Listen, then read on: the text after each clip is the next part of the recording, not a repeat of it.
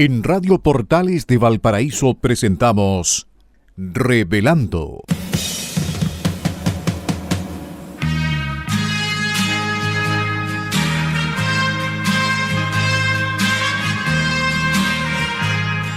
Un programa donde se abordan temas de actualidad, contingencia y la agenda cultural de la zona. Entrevistas del ámbito nacional e internacional. Revelando es presentado y auspiciado por Asofar AG, Asociación de Oficiales de la Armada de Chile en Retiro, Asociación Gremial. Con ustedes, Revelando en Radio Portales de Valparaíso.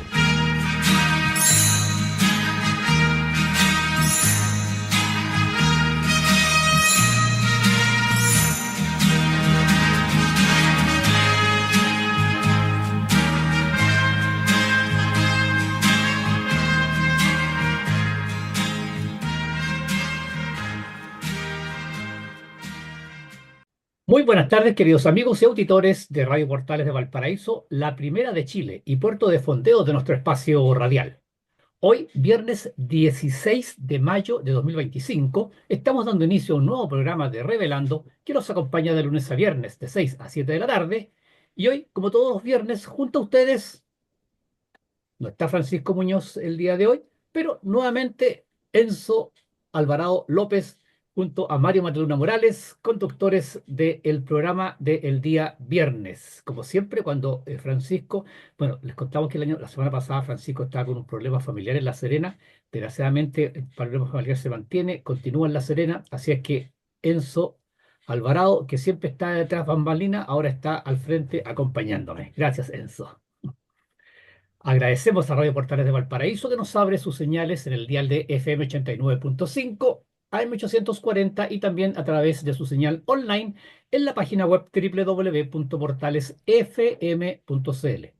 Y por supuesto, agradecemos a nuestro auspiciador, a quien hace posible que Revelando esté en el aire todos los días junto a ustedes.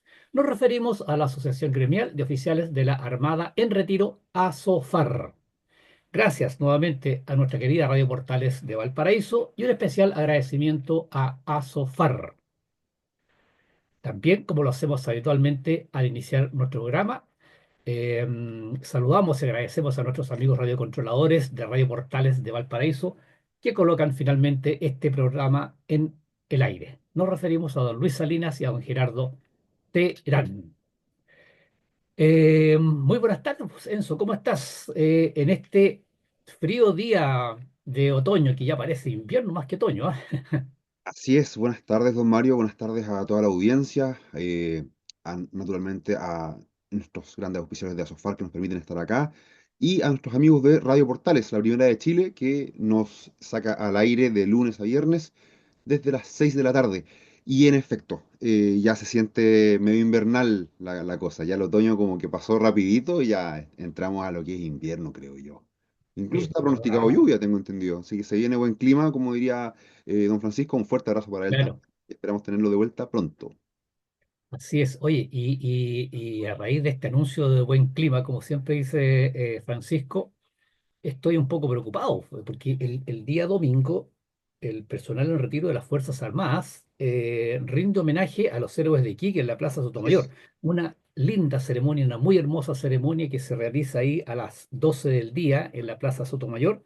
Aprovechamos de invitar a todos nuestros amigos ese día a presenciar esta hermosa ceremonia que el personal en retiro de las Fuerzas Armadas rinde a los héroes de Iquique.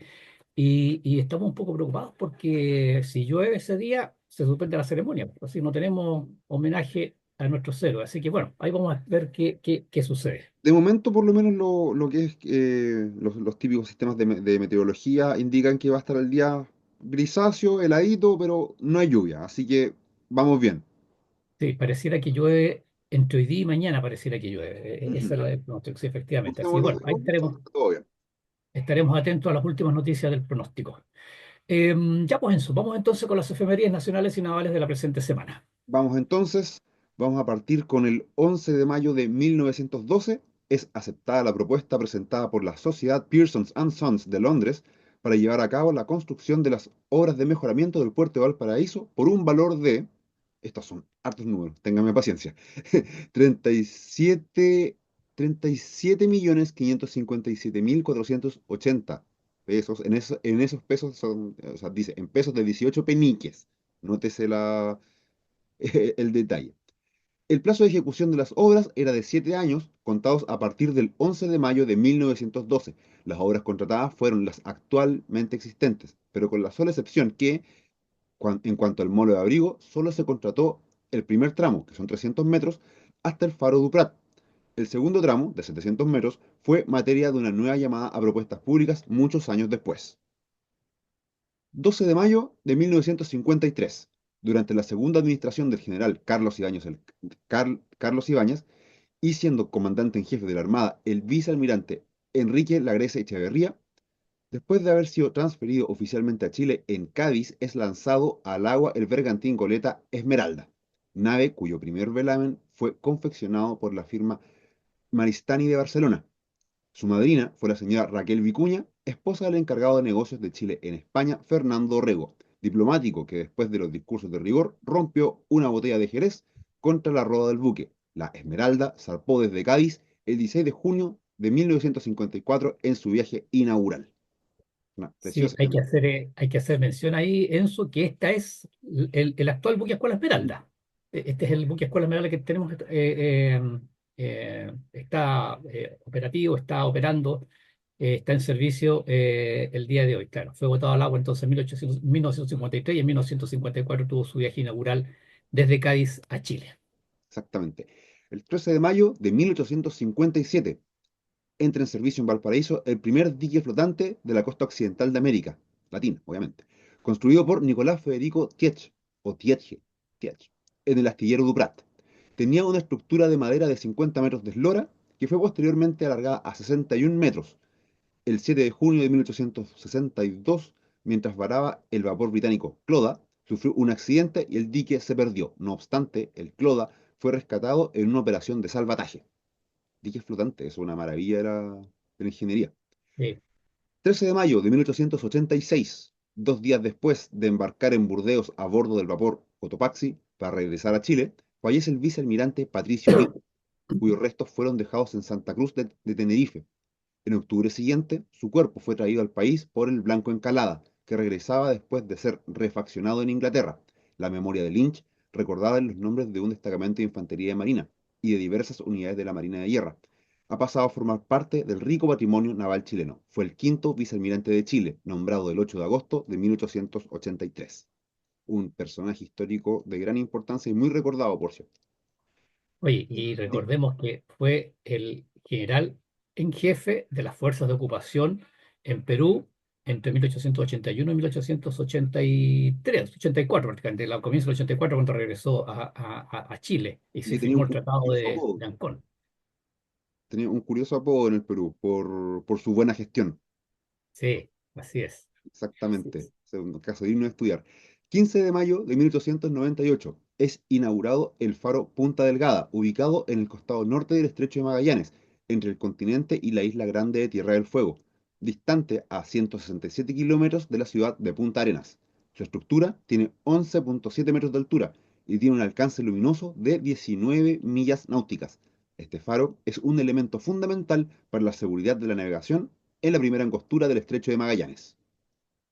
Ahí 16 de estamos, perdón, ahí estamos hablando la entrada al Estrecho de Magallanes desde el Atlántico. mayo. Estamos hablando en ese extremo del Estrecho de Magallanes. Nos vamos al 16 de mayo de 1879. Zarpa desde Iquique con destino al Callao la escuadra, al mando del contraalmirante Juan Williams Rebolledo. A bordo de su buque insignia y antes de zarpar, el comandante en jefe de la escuadra escribe al ministro de Marina que su viaje tiene por objeto atacar y, si es posible, batir a la flota peruana, surten dicha rada. A cargo del bloqueo del puerto, en la rada quedan la corbeta Esmeralda, la goleta Covadonga y el transporte La Mar. Curiosamente, las iniciales de estas naves formarán con la de la Independencia y el Huáscar la palabra Chile. Sí, curiosidades de la historia, ¿eh? Sí, Oye, sí. y en todo caso, recordar que este era el plan del comandante en jefe de la Armada, de William Rebolledo, pero él no tomó en cuenta, o sea, pasares del destino. La escuadra zarpó desde el Callao. y se cruzaron, prácticamente se cruzaron en el camino, de vuelta encontrada, los buques peruanos. Y son los buques, ¿no es cierto?, que finalmente parte de la escuadra peruana eh, recaló en Iquique el 21 de mayo y se produjo el combate naval de Iquique y de Punta Gruesa. Y los buques de la escuadra, cuando llegaron a Arica, en navegación, supieron la noticia, ya se sabía la noticia del combate en Iquique y retromarcharon, volvieron a Iquique, pero ya estaba todo consumado ya. Para el 16 de mayo de 1958 fallece el último sobreviviente de la Esmeralda de Prat, Wenceslao Vargas Rojas, quien era grumete durante el combate naval de Iquique. Los restos, a quien por disposición de gobierno y estando retirado de la situación se le concedió el grado de vicealmirante, permanecen en la cripta de la Plaza Sotomayor de Valparaíso, junto a los restos del comandante Prat, del teniente Serrano y del sargento Aldea, que fallecieron durante o a consecuencia inmediata de la acción ocurrida el 21 de mayo de 1879.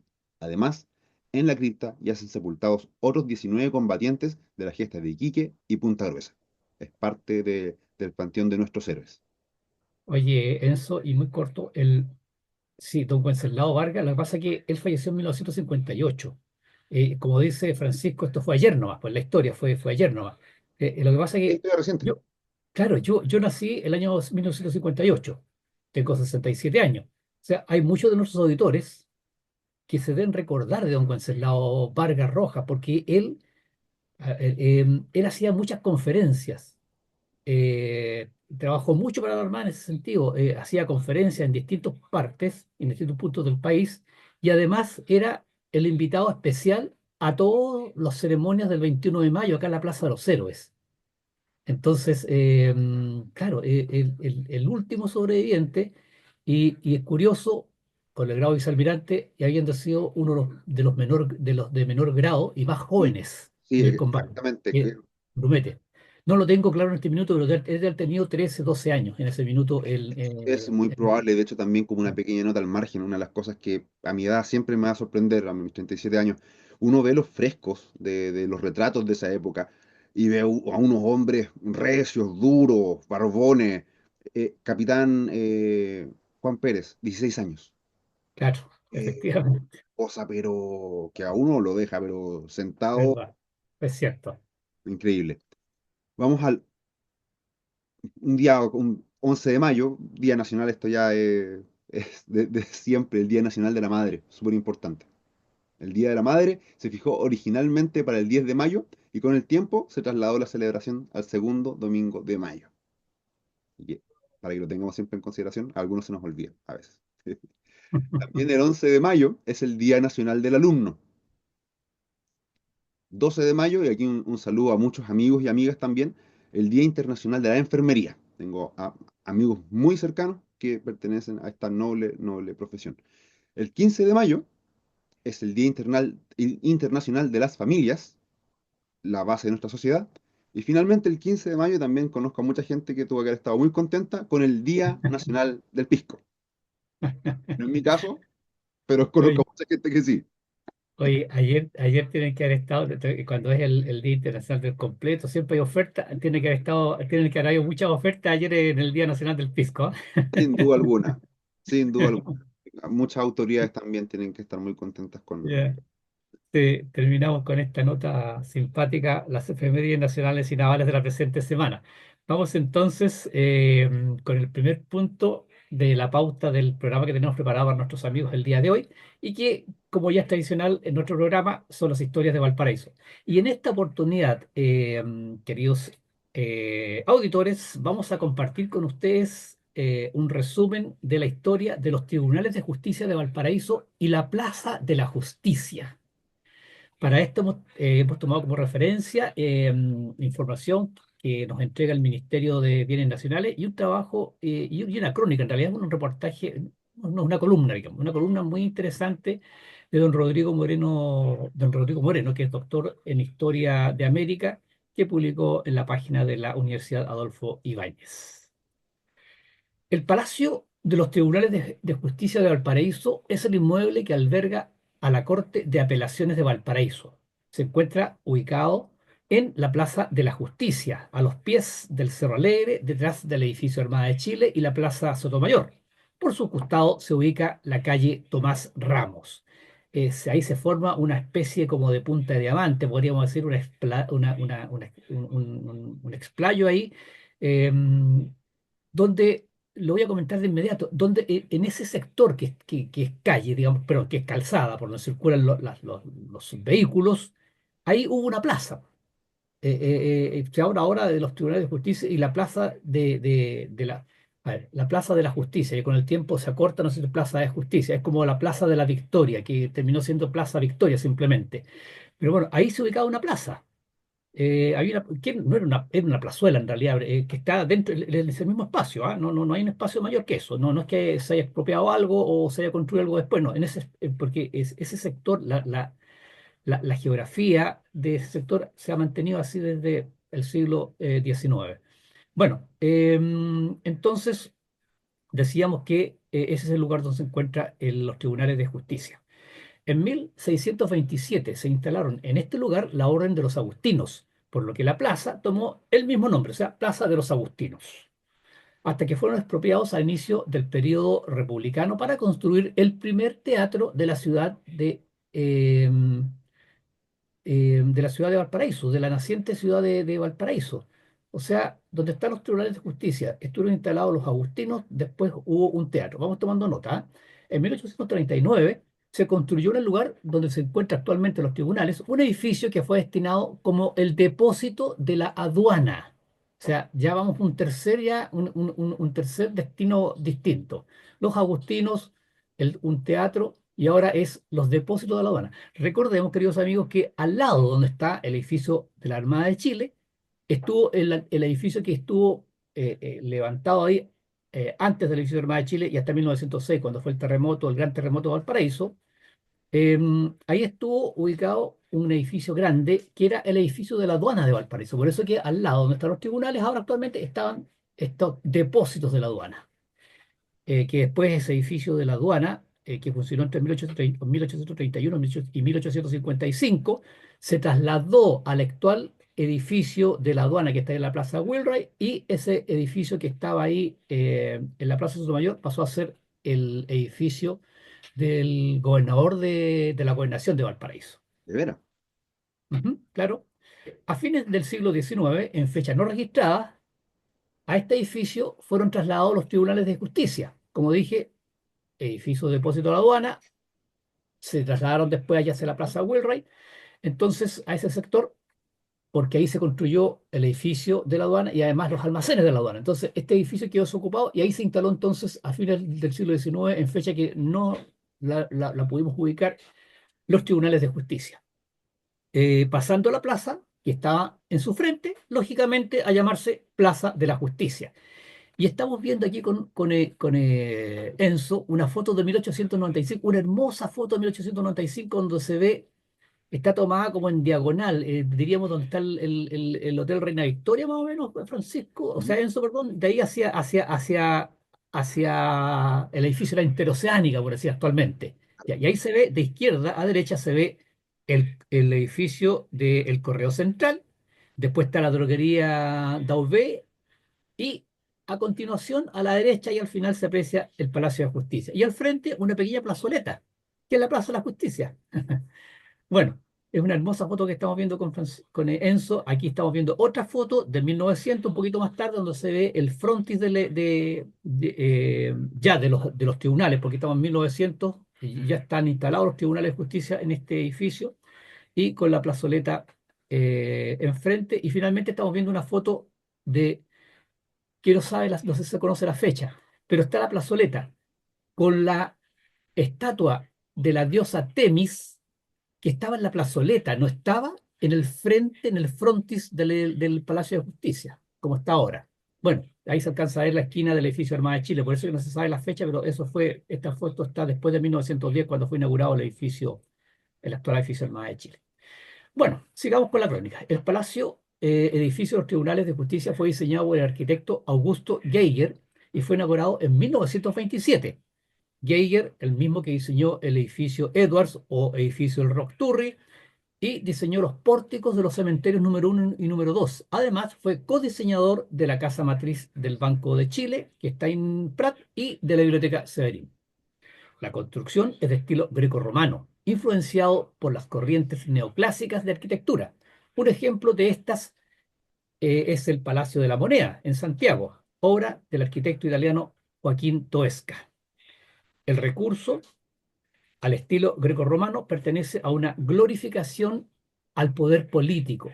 Por lo mismo, no extraña que haya sido el estilo elegido por Geiger para el Palacio de la Justicia, hoy sede de la Corte de Apelaciones. Pese a que actualmente existe una transferencia vigente a la Corporación Administrativa del Poder Judicial a través del decreto número 64 del 26 de julio de 2016, esta enajenación no ha sido concretada a través de una inscripción a su nombre, o sea, del Poder Judicial, por lo que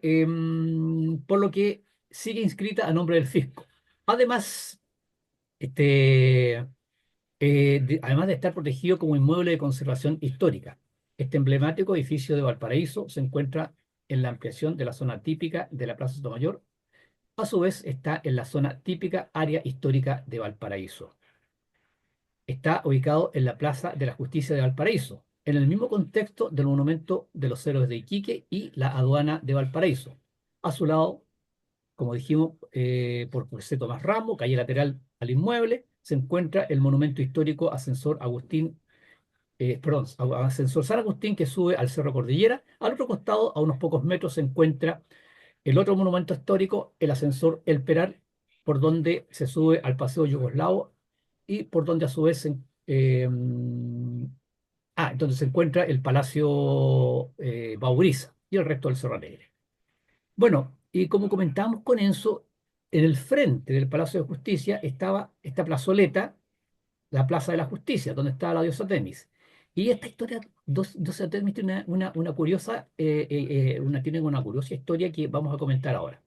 Afuera del Palacio de Justicia se levanta una estatua a la diosa Temis, símbolo de la legalidad y justicia entre los hombres. A diferencia de las estatuas de la justicia, no lleva los ojos vendados y su balanza carece de equilibrio, lo cual la hace objeto de diversos mitos y leyendas. Y ahí estamos viendo una magnífica foto, ¿no es cierto?, de la diosa Temis, que está en el frente ahí, en el frontis de los tribunales de la Corte de Apelaciones ahora, en realidad.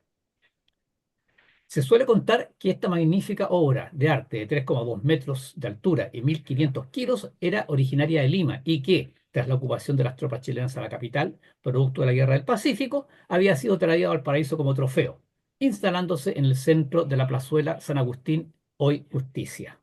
También se cuenta que un antiguo virrey del Perú mandó a hacer esta escultura, tras enterarse de que su hijo no iba por el buen camino al asesinar a una persona. De ahí que la imagen representaría a una justicia imperfecta, con sus ojos sin vendar. Un mensaje crítico para quien supuestamente algún día heredaría el virreinato. El intendente de Valparaíso, don Francisco Chaurren, el mismo que hasta hoy recordamos con el nombre de la plaza del barrio Puerto, encargó a Francia las estatuas de las 4 estaciones que hoy están ubicadas en la plaza Victoria. La de Cristóbal Colón, que hasta el llamado estallido social, de estallido delincuencial, estaba situada en la Avenida Brasil, y la estatua de la Justicia, que está ubicada en la plaza del mismo nombre. Estas obras, todas de gran formato y calidad, fueron hundidas por la prestigiosa firma Val d'Osné de París y financiadas por el municipio de Valparaíso. En cuanto a la Justicia, ya estaba en el puerto en 1876 y fue inaugurada en solemne ceremonia el 20 de agosto de este año, fecha en que se conmemoraba 98 años del natalicio de Bernardo O'Higgins, el padre de la patria y figura muy significativa para la ciudad. La imagen seleccionada, escogida en el catálogo de la Casa Parisina, como bien describiría Roberto Hernández, comillas, uno de los más grandes cronistas de Valparaíso, representa a la diosa Temis con traje talar, la frente ceñida con una diadema. Porte majestuoso, la diosa Temis tenía en sus hermosos ojos el don de ver dónde estaba la verdad. Pero, si hay claridad sobre el origen, ¿Qué significa la curiosa característica de esta imagen? ¿Por qué no tiene los ojos vendados ni la balanza en posición de equidad? Hace pocos años, en un libro sobre los orígenes e historia de la Corte de Apelaciones de Valparaíso, cuyos autores fueron los historiadores Héctor Correa y Cecilia Hinojosa, esta última llegó a descifrar el misterio. Claramente, la idea que se quiere simbolizar es la representación de una estatua que más bien apunta a la cosa juzgada en la res judicata, en el sentido de la sentencia que no es posible de impugnar, y por ello, con su mirada hacia lo alto, en su calidad de diosa, guarda su espada y su balanza dignamente, pues su trabajo ha terminado, está en paz.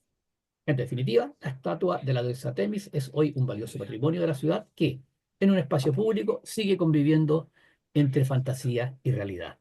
Sin duda. Y realmente es curioso porque sí, estamos acostumbrados a la siempre como imagen de la justicia que es con los ojos Así es, vendados y con la balanza en equidad. Aquí no es como el trabajo está hecho. Está hecho así es, es. así es. Súper, súper interesante eso, definitivamente. Eh, bueno, esa era la crónica de los tribunales de justicia, ¿no es cierto? Y de la Plaza de la Justicia, que hoy no es plaza, es una calle por donde no circulan vehículos. Ya, Enzo, vamos a la pausa musical y estamos de regreso enseguida en el segundo bloque de nuestro programa.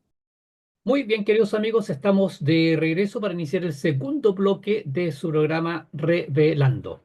Agradecemos nuevamente a nuestra querida Radio Portales de Valparaíso, la primera de Chile, que nos permite estar junto a ustedes, llegar a ustedes con nuestro programa todos los días viernes, bueno, y revelando de lunes a viernes de 6 a 7 de la tarde. Y por supuesto agradecemos a la Asociación Gremial de Oficiales de la Armada en Retiro, ASOFAR, auspiciador de Revelando. Ya, vamos entonces con el segundo tema que tenemos preparado para el día de hoy y que hemos titulado Tratamientos hormonales. A ver, el día de ayer, la Cámara de Diputados aprobó un informe final de la Comisión Especial Investigadora número 57 en contra del programa Chile Crece con Orgullo, también conocido como Programa de Apoyo a la Identidad de Género PAIG, así es la sigla, PAIG, PAIG. Este programa, pero lo que promueve este programa es el tratamiento hormonal para menores. El documento elaborado por la Comisión Investigadora de la Cámara incluye diversas recomendaciones, entre ellas la suspensión inmediata del programa y de nuevos tratamientos hormonales en menores de edad con disforia de género. El informe fue respaldado por 56 votos a favor, 31 en contra y 6 abstenciones ahí en la Cámara. Este programa fue elaborado en 2021 por el actual gobierno. Eh, implementado en 2023 y está dirigido a menores de entre 3 y 17 años que se identifican con el sexo opuesto. A ver, este tema del tratamiento hormonal ha causado mucha controversia. Eh, Ya, este informe no es nuevo, este informe es de fines del año pasado. Lo que pasa es que ahora la Cámara lo aprobó, después de haberlo estudiado, por supuesto, fue votado y fue aprobado. Y ahí realmente no tenemos en este minuto claridad del alcance, pero lo que hace el informe es recomendaciones desgraciadamente. O sea, no es taxativo, aquí no se puede imponer al parecer nada. Eso no logramos aclarar ese detalle porque esto es muy reciente, solamente lo queríamos comentar con ustedes porque nos parece un tema tremendamente interesante. Eh, entonces, formula, por ejemplo, los lineamientos para la terapia hormonal restringiéndola exclusivamente, el informe refiero, formula lineamientos para la terapia hormonal, restringiéndola exclusivamente a mayores de edad y brindar atención específica a menores que decidan desistir o iniciar proceso de transición. O sea, atención. También recomienda la creación de un proyecto de ley que limite los tratamientos hormonales y las cirugías de reasignación de sexo a mayores de 18 años. Eh, bueno, eso es más o menos en general. Tiene varios detalles más, pero eso es lo que está recomendando este informe, Enzo. No sé, ¿cuál es tu opinión al respecto? Es un tema Sumamente complejo, sumamente delicado, don Mario, la verdad, porque aquí hay visiones que, que la verdad de las cosas, uno podría pensar que hay cosas que son de sentido común, pero muchas veces el sentido común es el menos común de los sentidos. Eh, un menor de edad eh, puede pensar muchas cosas y puede ser influenciado por muchas personas. Uno Así cuando es, es un niño quiere ser un capitán pirata así es, y por eso le van a amputar una pierna y un ojo. claro. Es súper burdo mi ejemplo, Sí, sí, pero no, pero se entiende. la audiencia tiene que entender que estos cambios hormonales con estas terapias de bloqueo de hormonas, de bloqueadores de pubertad, que es lo que son, generan un daño que es irreparable en el individuo. Irreparable. Estamos hablando de problemas óseos, de problemas cardíacos, de problemas hormonales, y que van a hacer a ese individuo, a ese niño, porque es lo que es un niño, lo van a hacer un fármaco dependiente de por vida. Esto no es un tratamiento de, ah, solo una pastilla y está. No, se va a hacer una persona fármaco dependiente de por vida, lo cual me lleva a mí a ser mal pensado como lo he sido en ocasiones anteriores. ¿Y acaso no existe un matrimonio macabro quizás entre ciertas corrientes políticas y ciertos grupos farmacéuticos? Porque aquí están ganando clientes, clientes para toda la vida. Yo creo que por ahí hay que ver los tiros. Esto siempre hay que olfatearlo hay que de repente cruzar un poquito la vereda política y empezar a ver el tema económico. Porque no voy aquí a tomarme una atribución. Nuestro bando a veces, claro, vela mucho por las libertades económicas, vela mucho por el tema de lo que se le conoce hoy en día como las ideas de la libertad. Pero muchas veces entre esa libertad, la libertad se avanza 3 pueblos más allá y caemos en océanos grises donde, pucha, la corrupción se presta para los intereses de algunos y que se alimentan de la desgracia de muchos. Entonces hay que poner atención, hay que poner atención. Eh, Enzo, fíjate que, mira, eh, tú planteas una posibilidad que es absolutamente factible de que pueda estar ocurriendo. Es más, voy a comentar con nuestros queridos autores una columna que escribió, no ahora, el 5 de junio de 2024, el señor Nicolás Raviu, espero pronunciarlo correctamente, Raviu. Él es investigador y activista a favor, a favor de el mundo LGTB. Él es a favor, es un activista a favor.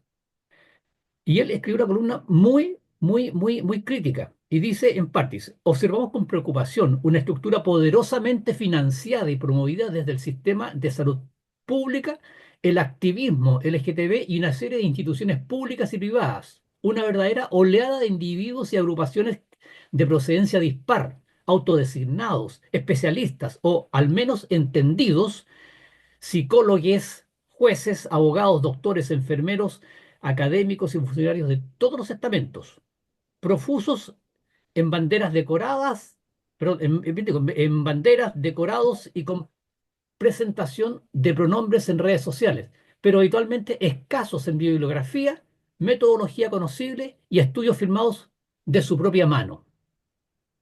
En otra parte del informe, que es largo, larguísimo, desgraciadamente, me hubiese sido muy interesante, eso los leo completo para que ustedes vean la visión de una persona que está a favor del mundo LGTB, pero está muy en contra de esto de, eh,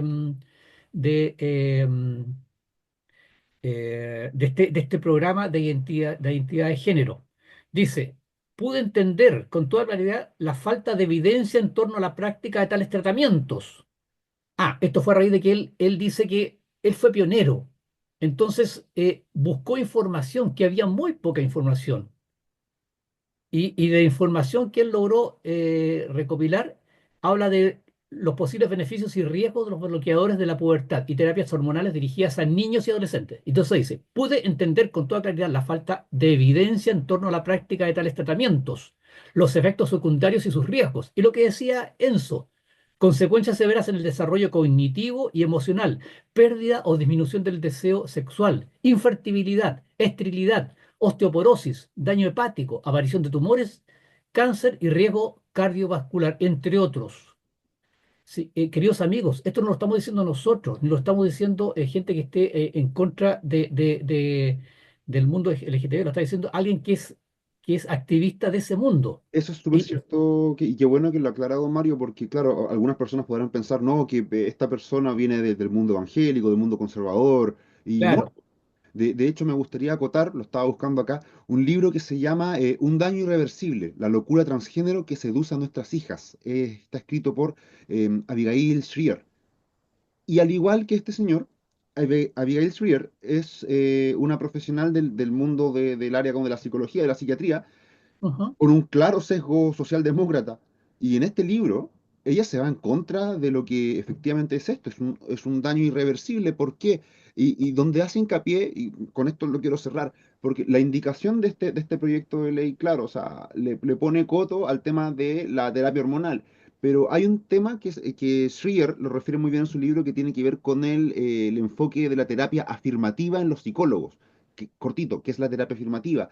Si yo me siento árbol y tengo un problema por creerme árbol y yo voy a la consulta del psicólogo, el psicólogo va a decirme, en base a la terapia afirmativa, pero si tú te sientes árbol, entonces está bien. Y no, po, claro. no, po. Ahí es donde hay que ponerle coto. Hay que decirle amablemente a la persona, no, sabes que tienes un problema y estamos aquí para ayudarte. Y ese es, mira, y es más, reafirmando lo que tú dices, Enzo, en este informe, uno está, en esta columna de opinión de, ¿cómo se llama? Eh, se me fue el nombre, ¿dónde lo tengo? De Nicolás Regó. Ahí se me fue. De Nicolás Revió, mira lo que dice en una parte. Dice, la psicóloga Josefina Cáceres comenta el caso de un joven de 16 años a quien atendió en 2020 de una alta inteligencia y que pertenecía a agrupaciones activistas y programas de apoyo desde hace 2 años. Tras 8 meses de psicoterapia, perdón, el joven expresa que ha dejado de identificarse trans y que dicho pasar tenía que ver más que nada con la búsqueda de pares y sentido de pertenencia grupal. Exactamente.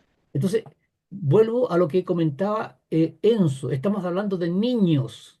Entonces, y el ejemplo que diste, Enzo, respecto o sea, si él se cree Capitán Garfio, entonces la solución es cortarle una pierna o cortarle una mano y colocarle un garfio, porque él se cree Capitán. No, es aconsejarlo, guiarlo, aplicar una psicología que le digo, ¿sabes qué? Mira, Capitán Garfio es un ser, es un personaje de ficción.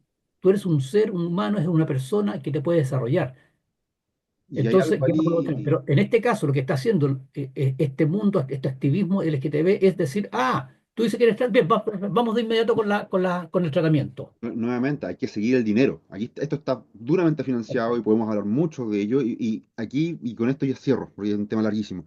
Mucho cuidado con el gran poder que se le da al Estado en torno a estas materias, porque ¿qué es lo que viene? Es la alienación parental. Ese es el Oh, fin, ese es el plan final, que los padres no tengan potestad sobre sus niños. Entonces, si el niño se siente capitán pirata, bueno, vamos y cortamos, y estamos, y cobramos. O sea, al final del día eso es lo más importante, cobramos. Pero son los padres los que tienen que velar por sus niños, no el Estado.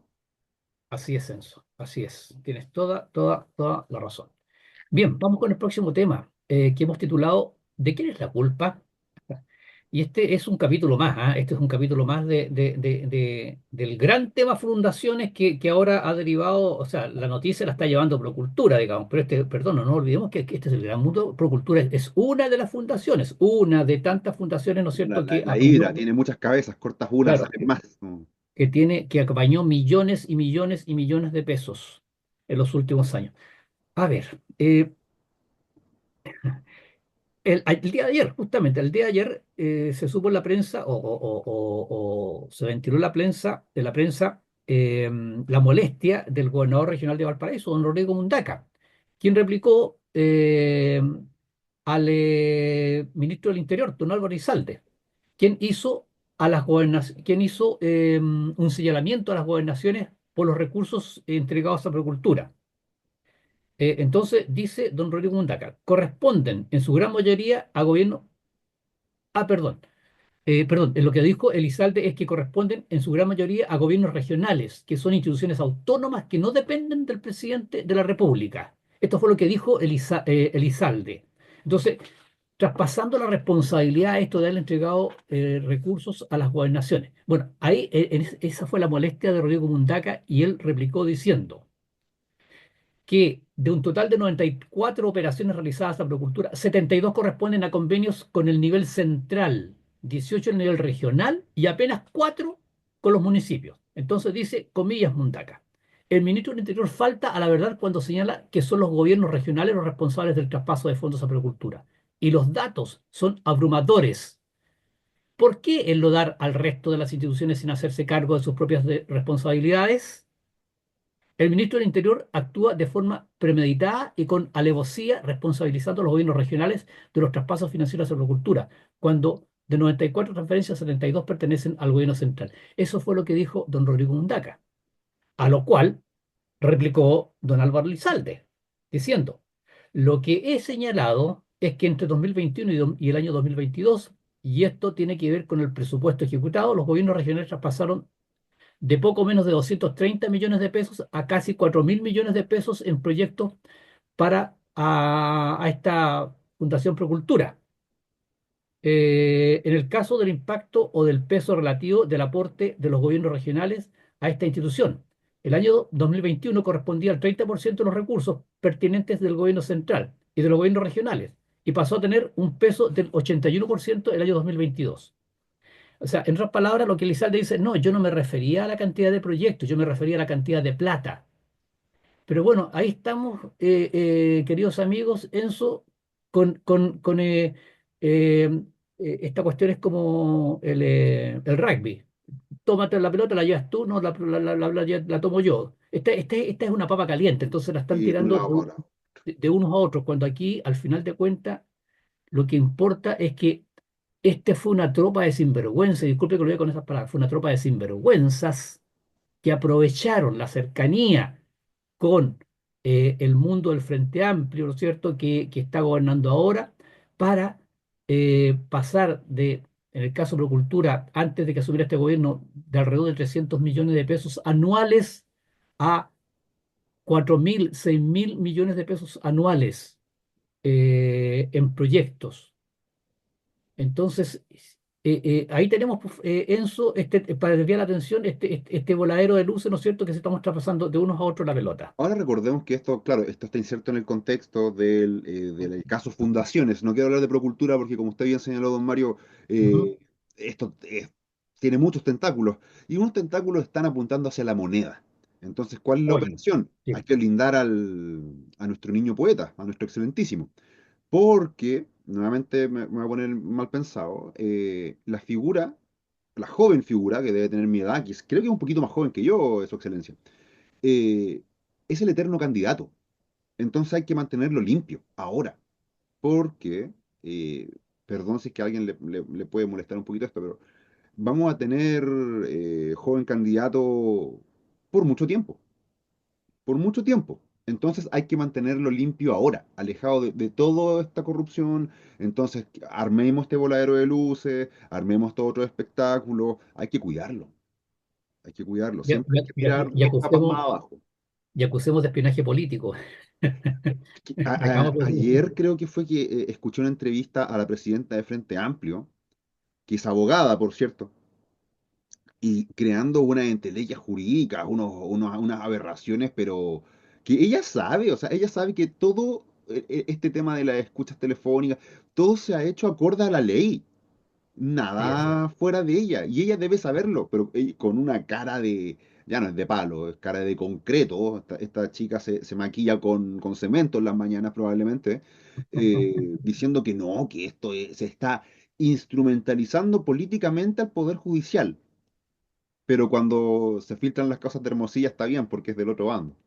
Así es. Así Entonces, es. no, No, hipócritas sí, y sinvergüenzas todos. todo depende de qué parte esté alumnando el sol.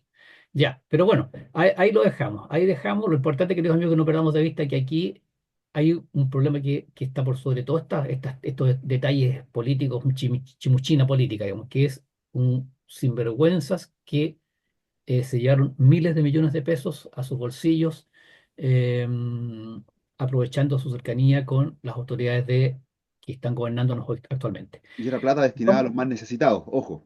ah, Gracias por el alcance. Es plata que podría ser destinada a muchas, muchas, muchas necesidades que tiene nuestro país. El próximo y último tema es consecuencias, hemos titulado Consecuencias de un fallo. Y aquí nos vamos a referir, queridos amigos, a una carta que fue publicada en el Mercurio de Santiago el día de ayer y que fue escrita por don Rodrigo Cooper Cortés, que se identifica como abogado profesor de la Universidad de Chile. El título de la carta es Consecuencias jurídicas de un fallo. Y voy a leer partes de la carta. Comienza diciendo así. Un reciente fallo de la Corte de Apelaciones de Temuco en una causa de violación de derechos humanos en 1973, identifica la causa que no lo voy a leer, genera preocupación por las implicancias jurídicas de su fundamentación. La sentencia condenó a dos ex carabineros citando criterios de la Corte Suprema, según los cuales la pertenencia a una unidad operativa, la jerarquía, las funciones o la proximidad funcional al mando serían suficientes para establecer la participación en un delito, sin requerirse prueba directa de participación y ejecución material. Contradiciendo los principios fundamentales del derecho penal, este criterio constituye una aberración jurídica con graves consecuencias para la justicia, la formación de futuros abogados y los derechos de los acusados, aún en un precario sistema procesal penal derogado en 2002, que sigue siendo aplicado a los ex uniformados. El principio de culpabilidad exige demostrar con evidencia directa o circunstancial sólida que el acusado cometió o contribuyó activamente al hecho ilícito, no siendo aceptable sustituir aquello por una persecución de responsabilidad basada en la mera pertenencia a una institución o la proximidad funcional al mando, conceptos vagos que abren la puerta a la arbitrariedad. Esto dice en parte la carta. Y aquí, queridos amigos, estamos hablando del tristemente célebre ministro en visita para causas de derechos humanos de la Corte de Apelaciones de Temuco, don Álvaro Mesa Latorre. El mismo que condenó a un subteniente de ejército que a raíz del caso Caravana de la Muerte, él estaba en ese regimiento.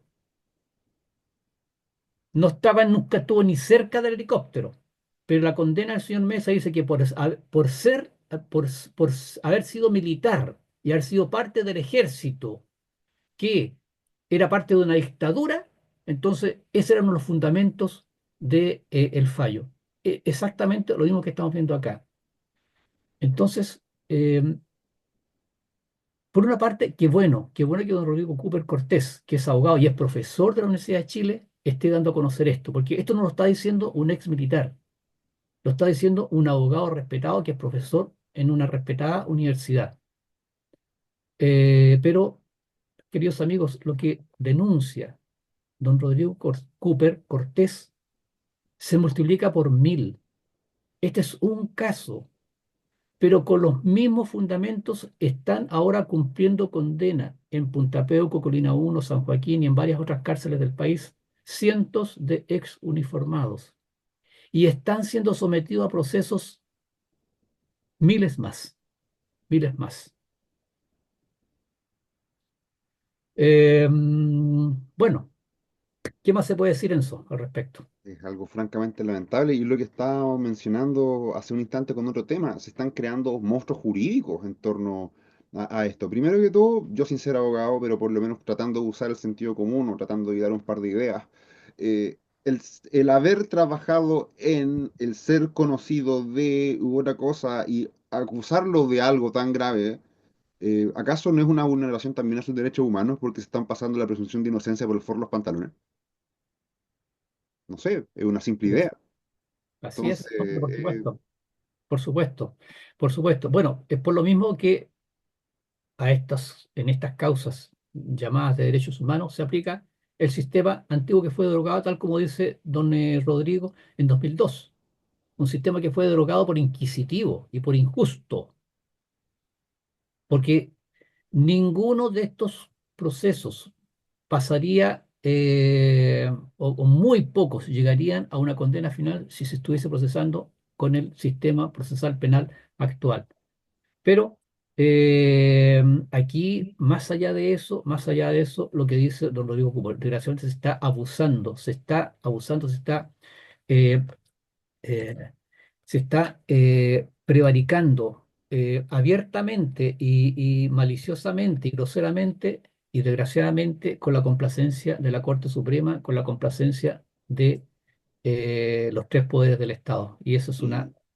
Y Y yo creo que otra vez más, y se ha conversado en este programa, la industria jurídica que se está haciendo en torno a esto. Nuevamente, sigamos el dinero, veamos hacia dónde van las platas, quién gana con esto, por qué esto continúa. Cuando hay plata mediante, siempre hay que hilar por ahí.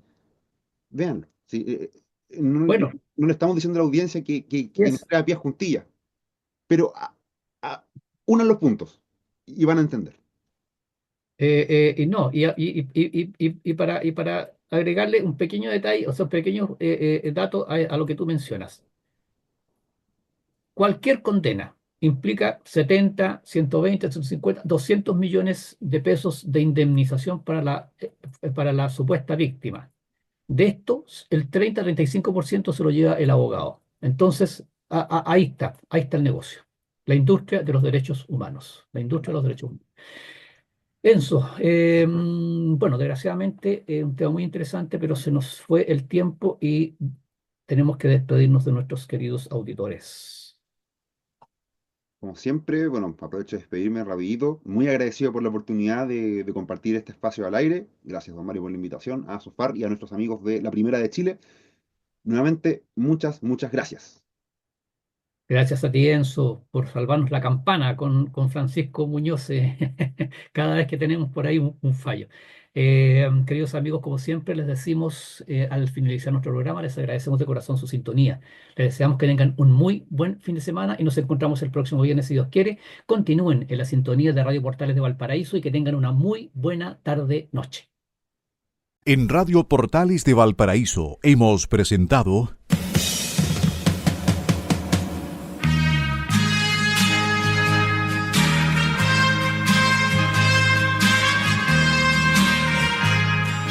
Revelando, un programa donde se abordan temas de actualidad, contingencia, entrevistas del ámbito nacional e internacional. Revelando es presentado y auspiciado por Asofar AG, Asociación de Oficiales de la Armada de Chile en Retiro, Asociación Gremial. Sintonícenos en un próximo programa. Buenas tardes.